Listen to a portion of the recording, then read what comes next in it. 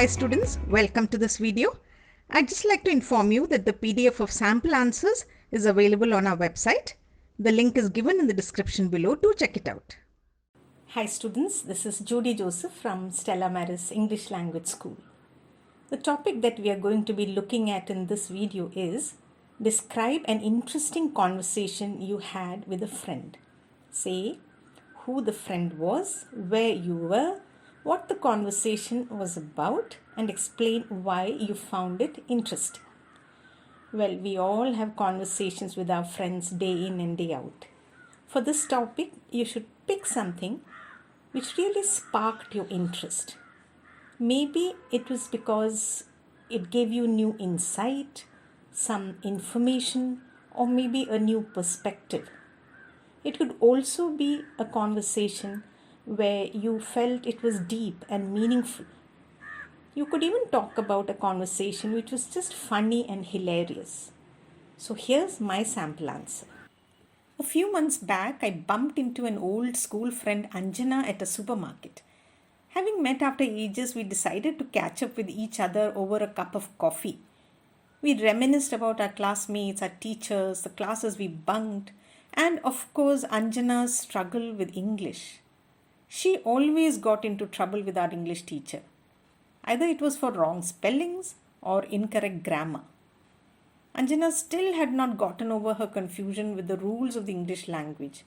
I had always managed to get decent scores in English and tried to explain that they were not that confusing. However, she told me she could prove that English is a funny and weird language. She then began to give me examples to prove her point.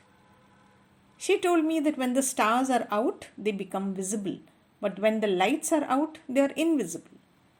When she wound up her watch, she started it, but when she wound up her story, she ended it. She went on to show me how grammar rules are bent in so many instances. The plural of box is boxes, while the plural of ox is oxen. CUT is pronounced cut and BUT is pronounced but, whereas PUT has a different pronunciation. If the plural of man is men, shouldn't the plural of pan be pen? I was in splits over these examples and had to admit to these peculiarities. I added a few instances such as the fact that a guinea pig is neither guinea nor a pig. There is no egg in an eggplant. Anjana next moved on to weird pronunciations. She pointed out that the pronunciation of words like debt, doubt, or receipt, or queue had no connection with the way they were spelt. By the end of the conversation, we had gathered conclusive evidence to prove that in spite of being the most widely spoken language in the world, English has its comical and crazy aspects. Even today, as I prepare to take the IELTS exam and come across an illogical grammar rule, my mind harks back to the fun conversation I had with Anjana. We now move on to part 3. What topics do young people in India talk about? Well, it's hard to generalize, but I feel young people today are exposed to global culture and they often talk of Hollywood movies, music, celebrities, and sports. They also like to talk about education and job opportunities, their goals and future plans. There are also some young people who are interested in politics and social issues. What were the popular topics in the past? I believe in the past, topics of conversation were mostly limited to local or national matters. That's because in the pre-internet era, people had limited access to global events and happenings.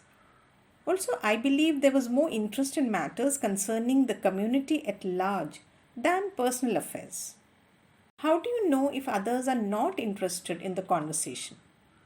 Well, there are many ways to know if others are not connecting with us in a conversation. Body language, I think, is one important cue. People crossing their arms while speaking or looking elsewhere is a sign of disinterest. Also, they may not contribute much to the conversation or ask questions, and their responses may be perfunctory. What is the effect of modern technology such as the internet and email on communication? Well, I think the rise of the internet and social media has dramatically changed the way people communicate and maintain friendships. On the positive side, communication has become faster and easier, geographical distances have been eliminated, and it is possible for us to maintain friendships across countries. Modern technology also allows 24/7 connectivity. However, the downside I think is that high internet use may lead to lack of social skills and increasing feelings of loneliness. It may also deprive us of real and more intimate face to face communication.